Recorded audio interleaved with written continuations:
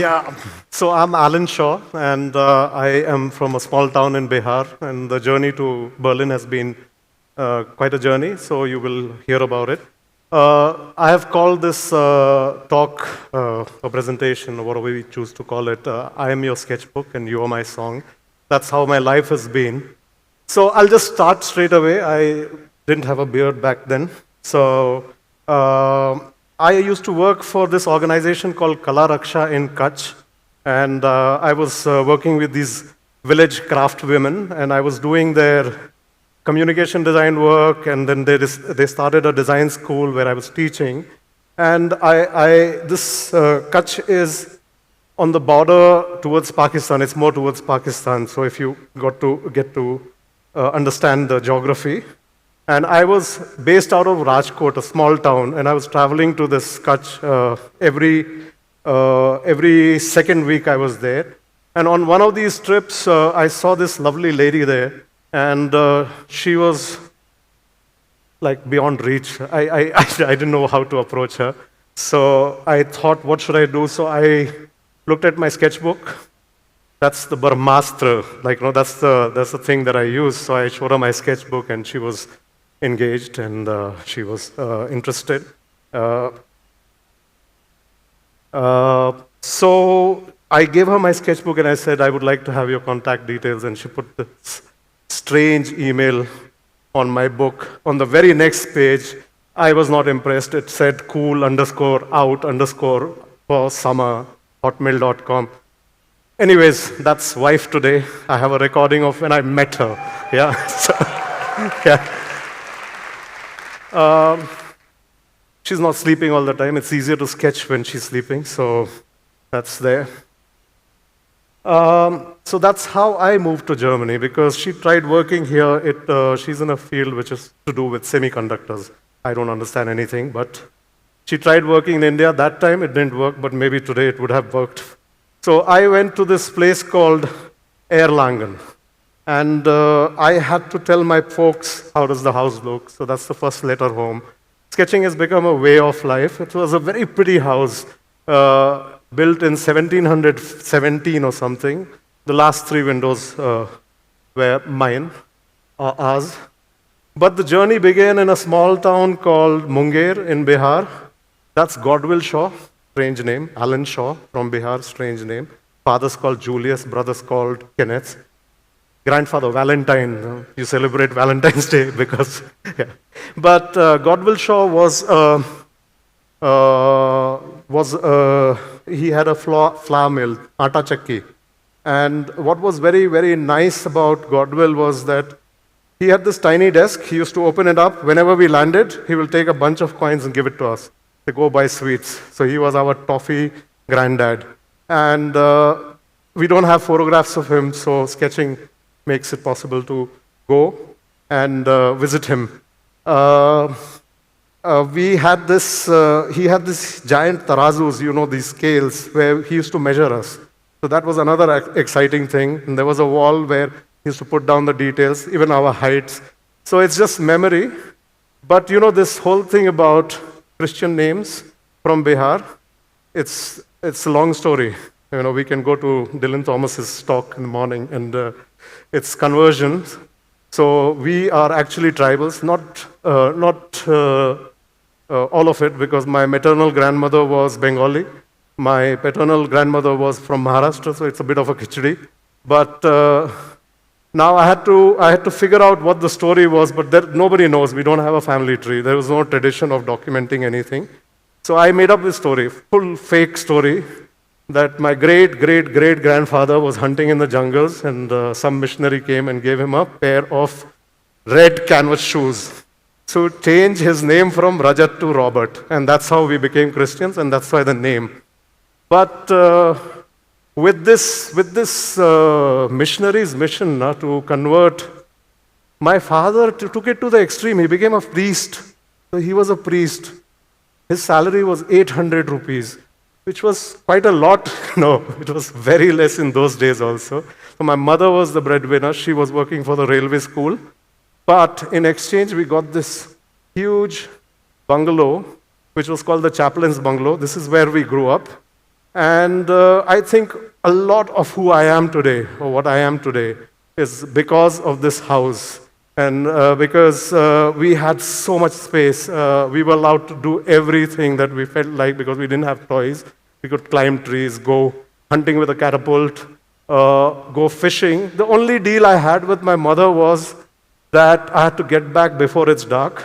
So that little inset that you see there, one day I didn't return home and I saw mom at the gate, which was almost 150 meters away, and she was really worried and she was screaming. And I said, "Oh, I'm sorry, but I caught one little fish." And then she gave me a hug and everything was all right. But this whole skill to be able to do these things, you can go back in the past. That photograph is from, I think, 2013 when I revisited the place. Nobody's living there, but this is where it all started. When we talk about fishing, no, I have always compared sketching to fishing because I feel that it's an act you do every day. Sometimes you catch a small fish, sometimes you catch a very big fish, and sometimes you come home empty-handed. But there are days when you catch the goldfish, but you cannot decide that today is going to be the day. So you be at it, and you will catch your stories, you will catch your goldfishes, and because I'm a Christian and my father has contact in the ministry, church, and all that, I went to St. Stephen's College. Not because I was a good student, but there is a quota for Christians. But it was great to land up in St. Stephen's College because suddenly academics was not just about the subjects I was studying. It was not about history. They had 50 societies. And if you were an artist, there was a fine arts society. If you were a poet, there was a poets society. And there was, if you were a singer, there was a choir. So anything you wanted. So I started designing posters for them. By the way, that cute little thing in the blue check shirt is me. Yeah. Just add the beard. It's pretty much the same. Yeah. So one of my classmates, that's my batch, but one of my classmates called Abraham, who came from South India, one day walked up to me and said, "Yellen, why don't you go to NID?" So I didn't know what NID was, so National Institute of Design. So he introduced me to this fantastic place, and he said, "I couldn't get through, but you are cut out for it. Please try. Please go out of it. Go out of this college. Get there." And I applied and I got through. So I went to NID and I studied animation. Animation, those days, we had light boxes and we used to just sketch frame by frame. As you can see, I still do the same. That's my daughter when she was 4. When I restarted animation, I think, just before, during the pandemic. So, yeah, I am still doing animation, and that's when I finished my last film, which was August. Yeah.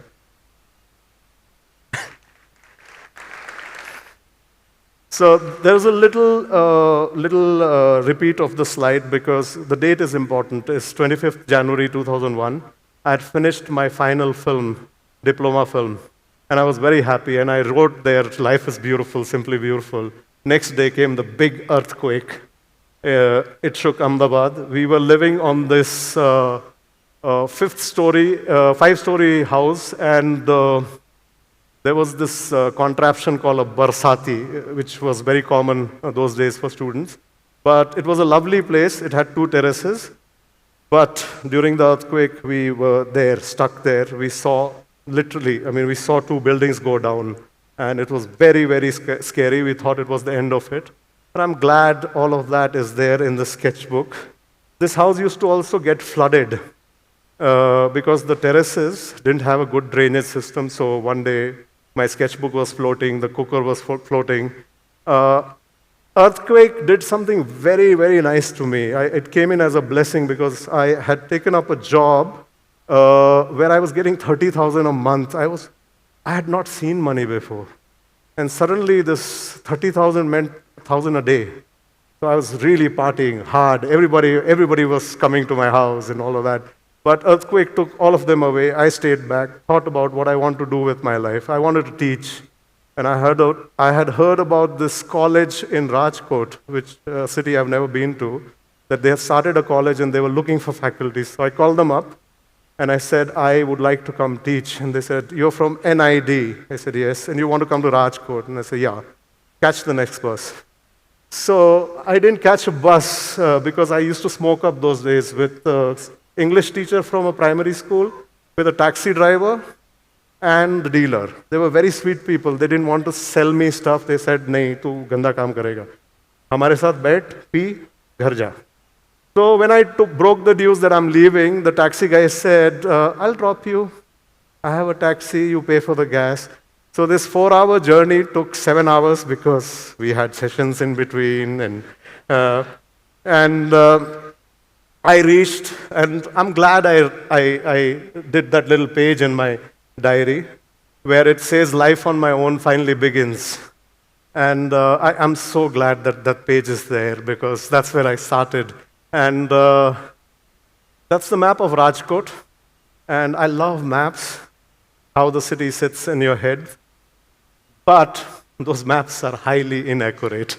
You know, in my head, it functions properly. When you compare it to the real map, it's all off. It's some other city. But I love that. You know, that's how it is. So this obsession of drawing maps is all my travelogues, all the countries I've been to. Been to some 27 different countries, bragging. Yes. It starts with the map. And so people have started noticing that there is this man who likes maps. So this film, Marvel movies, they were doing a film and they were very secretive about it. And they had appointed somebody for drawing a map, ancient map, and it was not working out. So I got this job to do a last-minute, one-day job. But that's what I like about if you're at something, no, goldfish will come. It doesn't matter. Then I had a residency in Switzerland where life was very boring. I mean, this little town called Stefa, everything was well-behaved. The trees, everything. Like, we will grow till here. Beyond this, no scene. So what do you sketch in a place like this? So I walked around and I finally found a garden which was nice, chaotic. And I sat there, I started sketching. This guy shows up in a car and he jumps out of the car and says, "What are you doing?" So I was sketching. "You wait right here." He went to the car and I was like scared, what's going to happen? He got me a bar of chocolate and he said, "That's really good what you're doing. I've had a very nice life. I'm on my retreat." And he put his hand on my head and said, "Have a very good life. I leave you with all my blessings." So that's a goldfish, which just comes. Yeah. So at the end of the residency, I put up an exhibition where I put up this little story. So the whole little town got to know about what my interaction with him. And 2 months later, I got a mail in Berlin that our man passed away. I was happy, sad, because he knew, but he left me with his blessings, and that was very, very nice. Talking about gardens. So when I went to Erlangen, which is a small town in South Germany, racism is beautiful, but this is top-shelf racism. They ignore you. They look through me. I didn't exist. It's a terrible feeling when you don't exist for people. So I didn't know what to do, so I started walking around this town, and I found this lovely garden which was called the Sculpture Garden. And there were these giant creatures, they were very friendly. Hi, like, come, hug me. So they were my first set of friends in this city. And I really started visiting, and it made a lot of difference in my life. I started sketching them. A local gallery thought, I love bicycles, so I put them on the bicycle. Thoda ghumne jao, like, go for a walk, So one day, now I've moved to Berlin. One day I got a call from the gallery. The current mayor wants to use it as his New Year's card. So I said, yes, please do. Then I got 500 euros just like that. Like, and people use your stuff just like that. Then one day I got a mail from a guy who wrote that I was the mayor of Erlangen when these things were installed, and I would really like to meet you. Is it possible when you come next, we can have a meeting? So he actually gave me the first brochure, and he told me how he fought with the town because they wanted to build housing societies there to get these sculptures installed. And so the people who contributed for this garden were given a badge, and he gave me a badge. So I was very, very happy about that. Yeah. So this town, this beautiful town, it was very pretty. The Huguenots were there, so it's like South France, but very cold. Cold as in old people. Yeah. And there was this brewery, which is right opposite my house, and I saw on the chimney of the brewery, there are these two stalks. And they are also on the logo of the brewery. And this is, I think, the second week or the first week when I'm settling in Germany. So I wrote in my sketchbook, if the city has accepted these two, then even I have a chance. Because they come from Africa, huh? Just come from India, man. And this is how you have a conversation with yourself, because sketchbooks help that way. Then, I have worked in Gujarat. There is a Gujarati businessman inside me now. So there is a festival called Berkshire, which is, I think, better than Oktoberfest, because there are these wine cellars on the hill in Erlangen, and there's this sea of people drinking and happy, and all the breweries have their own bands, but there's no boundary. So I decided to do this sketch. When I was halfway through, I went to the owner of the brewery and said, I will put your logo in this illustration. How much money? So our man said, do you have a work permit? I said, yes, I do have a work permit. And he said, no, let's not make it complicated. He put 1,000 euros on my hand. He just gave it to me. And said, do whatever you feel like. I made postcards out of it. That's a postcard. And yeah, all my beer money is still coming from here, so not bad. I still have the original. Yeah. So I just thought we'll zoom in a little bit. Yeah. People watching, yeah, this is what I do. I love crowded compositions because of Mario Miranda. When I saw his work as a kid, I saw so many people and I said, how does he manage to do this? I will outsmart him one day. And that was the dream, so I keep people watching and I keep doing these crowded compositions wherever I go, and so it's become a part of my life. Yeah. When I went to Wales, there was, you read the guidebook. The guidebook said there are 11 million sheep in Wales. I mean, not the information I want, but it was there, so I just decided to do my version of it.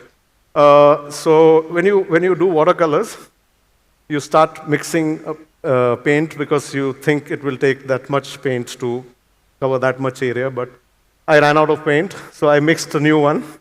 So the grass became greener on the other side, accidentally. Yeah. And my little daughter, she was sitting next to me when I was doing this. How do you do it? I said, I just do it. I mean, it's just like clouds, these sheeps.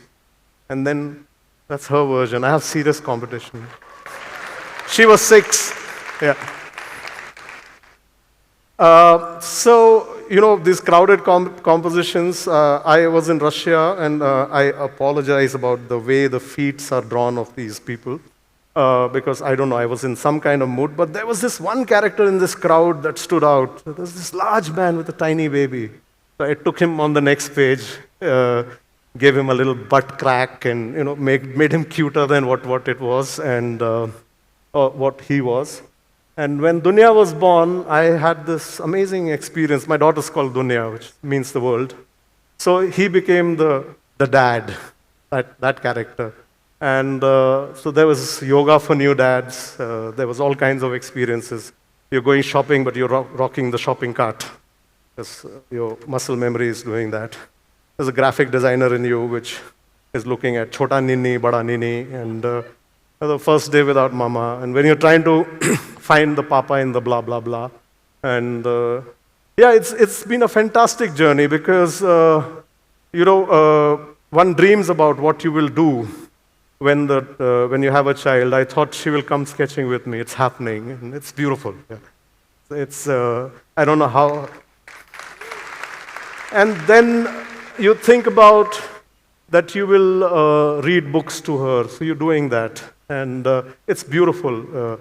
And I also do children's books as an illustrator.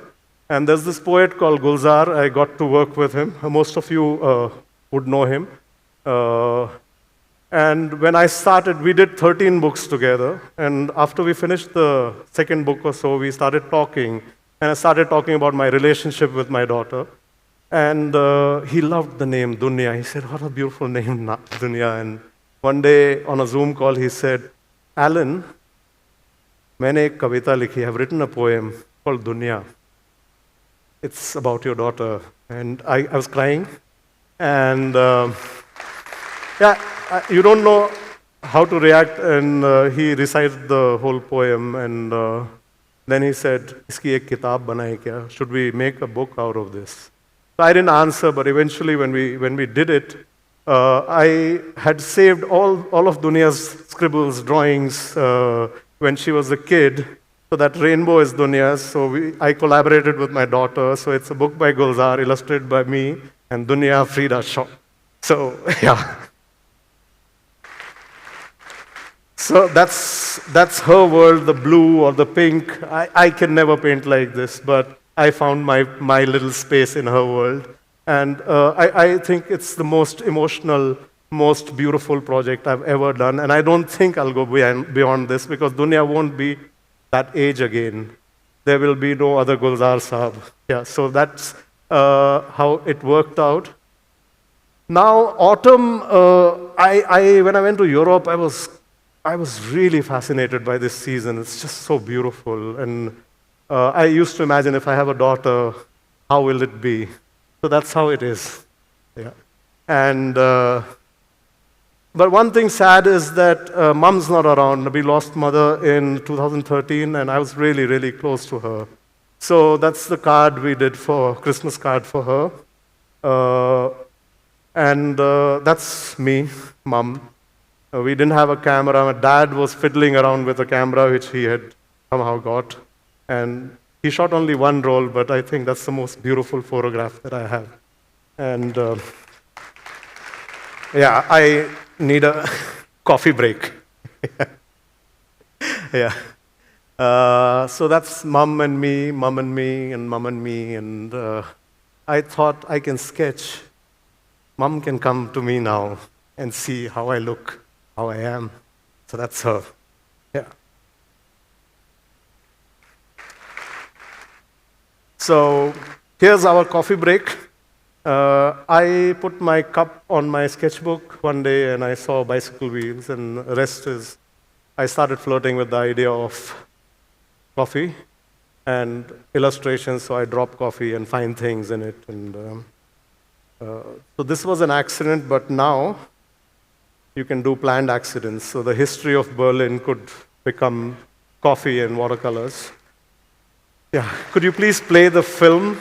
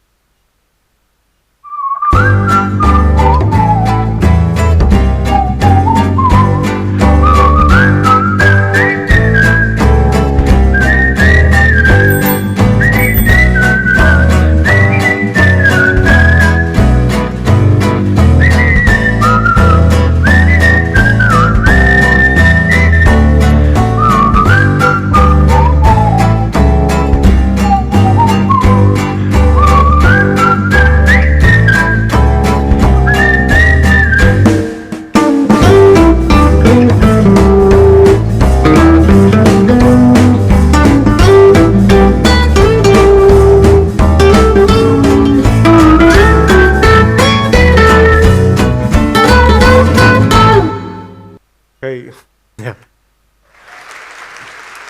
Thank you. So I just took it a little further, and this is the way I got back into animation, because I wanted to do a movement and felt like doing it. So after 17 years of graduating from design school with a specialization in animation, this was the film that I made, just for myself, yeah. Now, when we start, I cycle quite a lot and we travel quite a lot. We do a lot of camping holidays. But the first camping holiday with my wife, 2008, we go to France, we pitch up the tent, and I say, look, look, there's an elephant. And she thinks, where? It's there. Where? Like, so then I drew one. So that was the first one. Now, every camping holiday, I do the elephant in the tent to show her. That's where the elephant is. That's the elephant. Yeah, that's the elephant. That's the most recent one this year. That's the elephant. And, after the lockdown, when things started opening up, we went to central Germany, and there was this beautiful citadel, and there was this campsite next to it. So I thought I will do the Trojan elephant, which is the last one. And it was beautiful because this whole citadel was for yourself. There was nobody camping. We had the campsite to ourselves. But talking about pandemic, people ask me, do you have a Corona sketchbook? No, I have a sketchbook. I have a sketchbook from that time where I recorded what happened.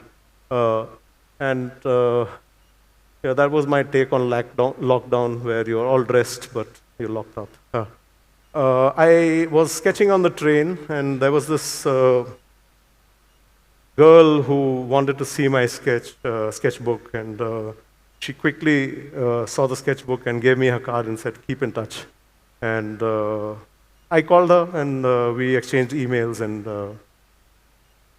her boyfriend, she's from Italy, but she lives in Berlin, and her boyfriend came down from Italy to meet me, and he said, we are doing this wonderful project called Teatro in Camino, which is the moving theater. We will walk this medieval path for 10 days with a donkey, because in medieval times, the donkey used to bring goods from one village to the other. We will bring culture, so we are dancers, singers, musicians, photographers, video filmmakers. You will be the guy who will document this journey with your sketchbook.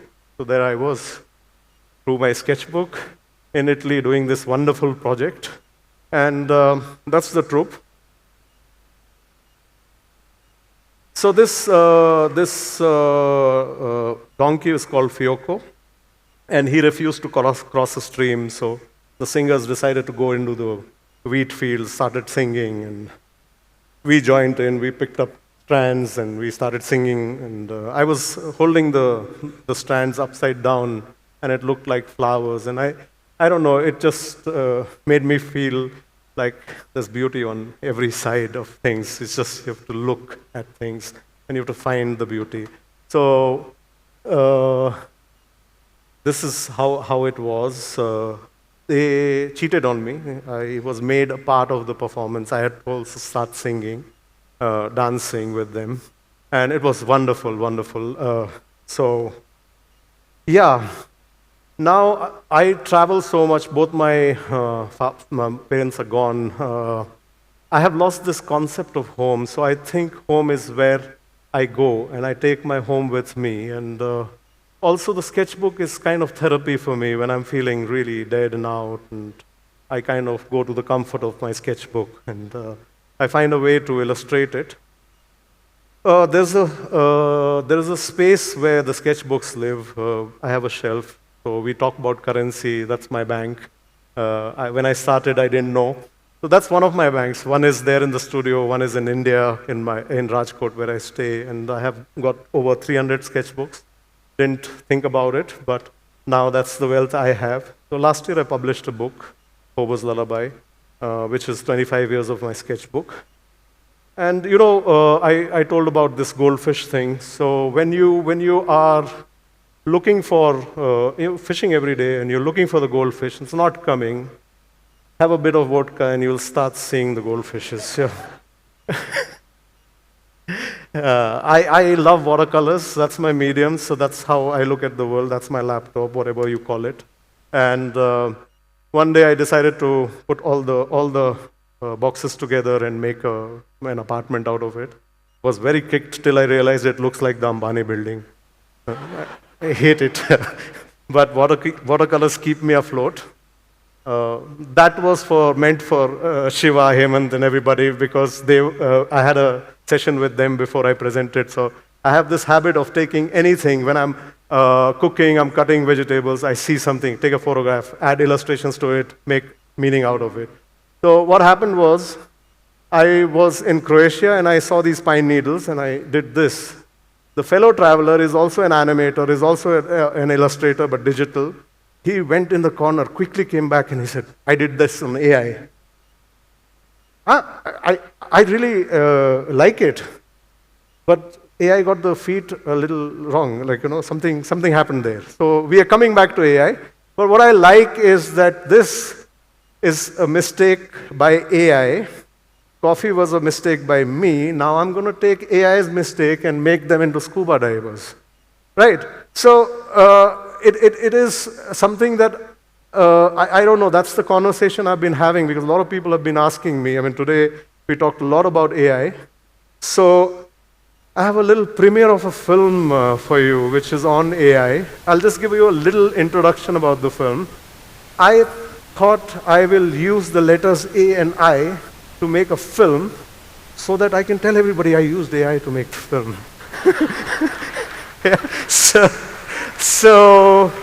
and the background to the film is my failed attempt to bake a cake.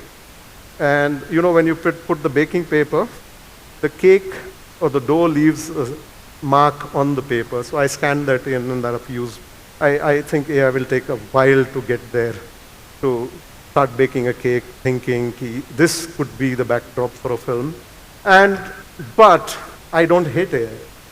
I will use AI for things that I cannot do.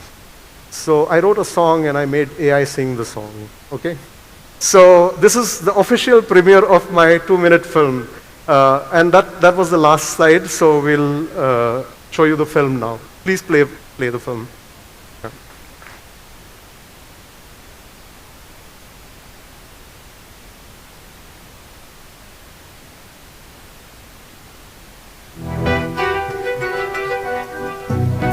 The countdown has begun. 9, 9, 8, 8, 8, 7, 7, 6, 6, 5, 5, 4, 3, 2, 1. AI came with a thud. As an artist I was told I was dead. I was walking down at my own pace, but AI was pretty much in my face. Like headless chicken everyone ran. Escape this madness if you can. AI I don't wanna know. AI No I was busy looking at things that were not mine, drinking my everyday glass of wine, pretending to be worried about the melting snow. AI was like an arrow that has left a bow. It's gonna strike you very low. Lurk in shallow waters like a shark. Now art was like a walk in the park. AI I don't wanna know. Are you a friend or foe? It is like a stupid magic wand. There is one in every hand. They say it will save a lot of time, a few dollars too, and maybe a dime. Artists were being pulled out of their roots, beg, borrow, steal, or simply loot. Suddenly no one gave a hoot. AI I don't wanna know. The gap is narrow. Lawyers, models, writers, Hanako Ibaaki, including the likes of Miyazaki. I began to suffer from an up-to-date phobia. Somehow had this feeling the end was near. I don't wanna know. Go slow, slow, slow. They said it was like having a third eye, giving fresh new perspectives. Die. I tried looking at it through a different lens, trying to find the right balance. It made everyone behave like a herd, but I was always a nerd. I even tried yoga and meditation, with a bit of distraction and a lot of slow action. AI I don't wanna know. AI No So all of it, if AI can, then I can make AI do the can.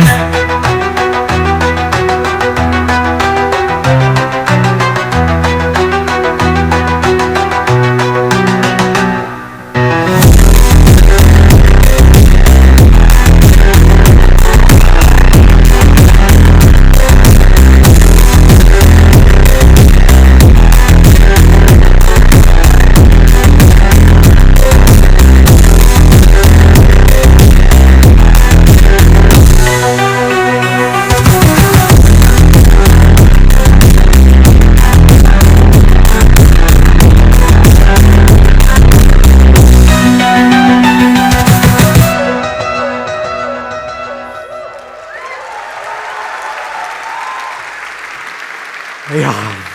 Thank you. So that's what I have for you. Yeah.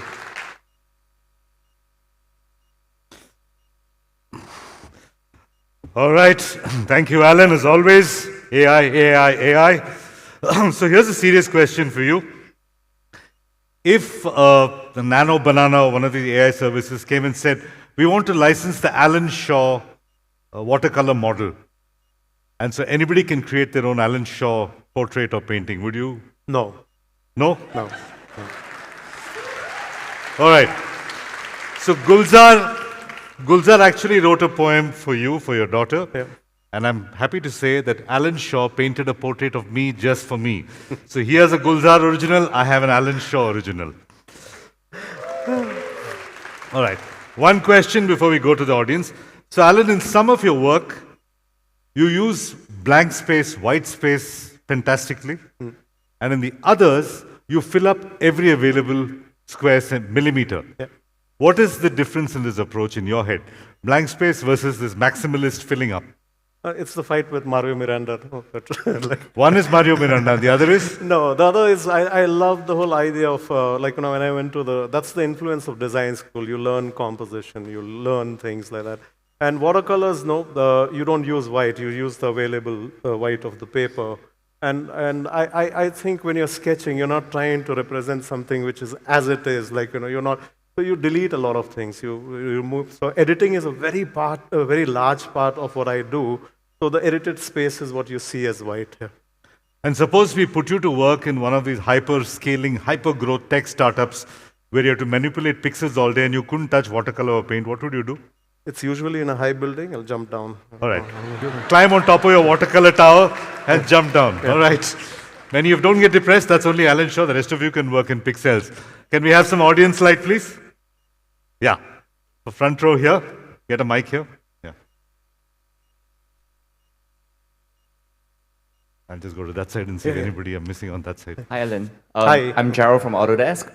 I love your story. I love your concept and everything. One thing I noticed about your sketches as well as your watercolor is that as you go through the different countries, the style changed a bit. I would like to hear more about how that actually influenced you, the place that you are at. How does it influence your style when you are doing your watercolor painting or your sketches? It might be the beer he's drinking in all those countries.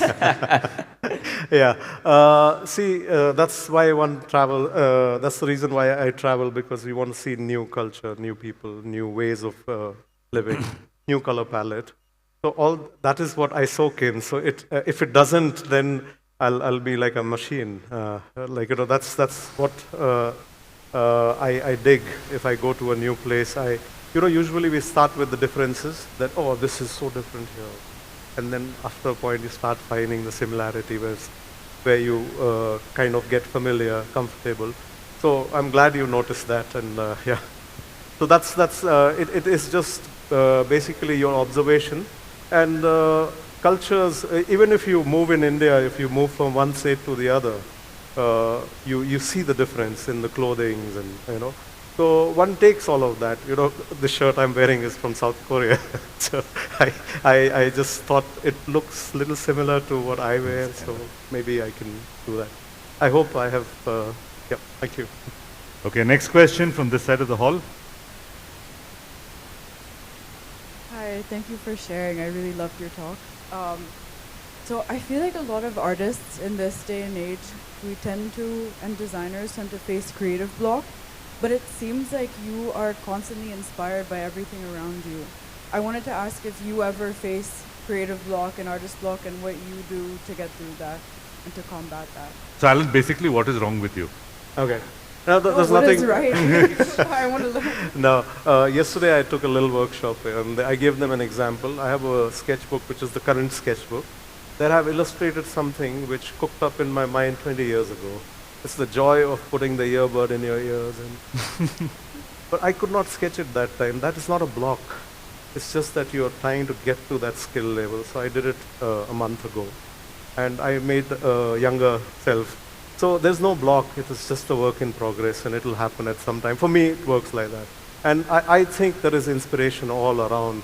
Just have to look, and we have to learn how to look and see and look beyond It's like when I was talking about fishing. Sorry, I'm going to drag this a little bit. When I was a kid, when I was going fishing, I think it made me learn how to meditate. After a point, you start looking underwater. You know exactly which way the fish is going to take the bait. So that's the thing. So I don't think there's a block. It's just that the time is not right. So it will happen at some point. Thank you so Okay, much. we have time for a couple of more quick questions. I'm sorry you have to pass on the mic. But Alan, are you available after this for one-on-one conversations? Yeah, just get him a beer and he'll talk. Hi, Alan. Is that the red shoe that the missionary gave to your father? Yeah, if you notice, I was wearing sandals in the morning for this presentation. I've learned this at Desire School, thoda, little bit. I wanted to ask you, like, what's your daughter doing right now? Is she an artist as well? my daughter is 9 years old. I may look this old. She's, yeah, and she must be in school right now. Today is a weekday. Yeah. Oh, okay. She's. Yeah. Thank you. Thank you. All right. Next question, Arvind there and one more here. We'll come to this. And I'll come to that side of the room after this. I know there are many questions for Alan. Hi Alan, I am Samarthya from Alan. This is like yesterday, day before yesterday. I went in a lift. There was a guy who was wearing this Alan T-shirt. I said, "Hi, I'm Alan too." And then he was very confused. Then he said, "No, I'm not Alan." So then I read the lower part. It said, "Sorry, Solly." So I said, "I'm Solly." Then he got. So, anyways, Yeah, so like I have a very basic question. So like what is it that inspired you to start sketching? Like was it an incident from your childhood or like you were sketching just like as long as you remember, like since childhood you had this habit? Just yeah. Bihar, to a very large extent, there was nothing to do. There was a lot of violence. I mean, if you look at my hands, they're all crooked. I had to fight.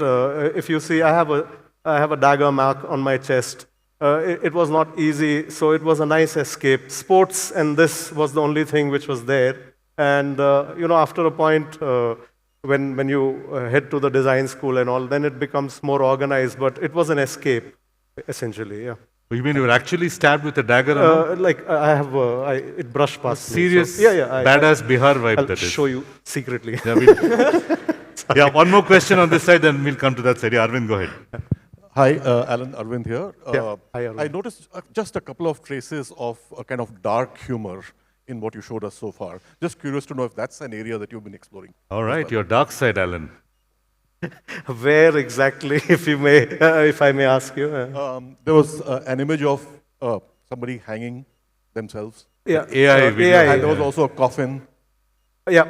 So See, just- there is a side which is there, and now it's coming out in the films that I make. So the next film, not dark, but there's a side to me which is very melancholic, and there is a lot of history to where I'm coming from, how I grew up. And I think all of that is in your bank, and it at some point you kind of take it Just out answer this phone. and This give it person has another lost their shape. phone. It Yeah. might be that person calling. Just answer this phone. Any more questions? Sorry. Couple of announcements. Yeah. Can you stand up? Mic on this side. Two more questions on this side, and then we're going to wrap up. I have a couple of announcements, so don't go anywhere. Yeah, the mic's on your right. Yeah. Hi, Alan. This is Pranav. Hi, Pranav. I have a basic question for you. As a person who thinks in math and logic a lot, how does a person like that see a world in a creative way? That where person had lost their phone. He I might be feel like calling their where own phone. everything is not dictated by numbers, but rather just emotions. For me personally, it becomes very hard. How would you explain that? I hide the math. There is a lot of math there. Not the math, school math, but like, for example, one transition in animation, I calculate. It's the whole idea or the whole point is how do you hide all of that and bring out the emotions? It's all there. So when he talked about the white spaces, I gave him a bit of the math that I use. So I think it's one and the same thing. It's about which one do you give priority to and which one you want to highlight. And I want to highlight the emotions, so I operate in that landscape. Yeah. Makes a lot of sense. Thank you. Okay, final question from the lady in the Yeah, hi Alan. You went to a design school and now you are also in the cusp of AI and everything. I wanted to know that what kind of advice will you give design school teachers now who are also dealing with businesses? Somewhere the creativity, the hand-drawns are taking a back seat. The hand and eye movement, those are taking the back seat. So Are you a design school teacher? No, I went to a design school, but I see it all over. It's not just But you feel the design angst of school. teachers. It's not just design school, it's also in the new age corporate teams that we are dealing with. So what kind of... Yeah, you take, sorry to, like, I got your question, so I think we can, is that okay? Yeah, please. Do it.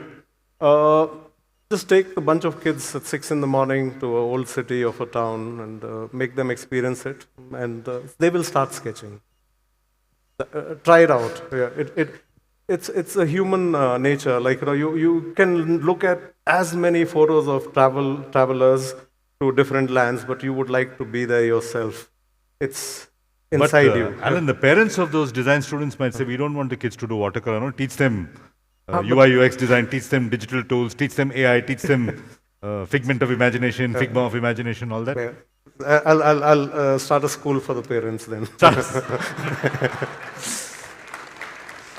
All right, Alan. Thank you. As always, a pleasure. Thank you. Ladies Thank you and so gentlemen, much. Yeah. Alan Shaw.